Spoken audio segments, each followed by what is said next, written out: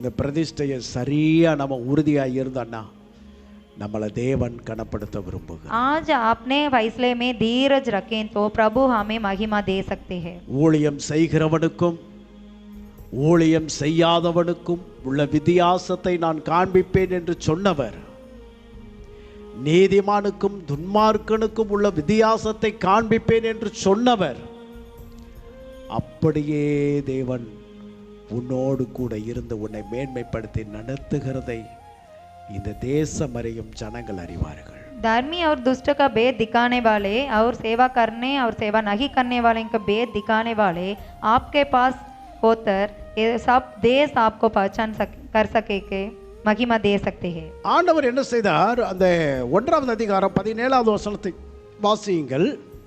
17 இந்த 4 வாலிபருக்கும் என்ன செய்தார் பாருங்க. அவங்க பிரதிஷ்டைக்கு பின்னால் அவங்களுக்கு தேவன் கொடுத்த கிஃப்டை பாருங்க. இந்த 4 வாலிபருக்கும் தேவன் சகல எழுத்திலும் ஞானத்திலும் அறிவையும் சாமர்த்தியத்தையும் கொடுத்தார். கரங்களை உயர்த்தி தேவனை மகிமைப்படுத்துவோமா? ये देखिए दानियल पुस्तक 1 में वचन 16 में ये फैसला करने के बाद प्रभु ने और परमेश्वर ने उन चारों जवानों को सब शास्त्रों और सब प्रकार की विद्याओं में बुद्धिमानी और प्रवीणता दी और दानियल सब प्रकार के दर्शन और स्वप्न के अर्थ का ज्ञानी हो गया.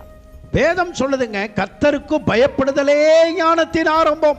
वचन कहते हैं कर्तर यहोवा का डरवयों की ज्ञान है. கர்த்தரை அறிகிற அறிவே அறிவு.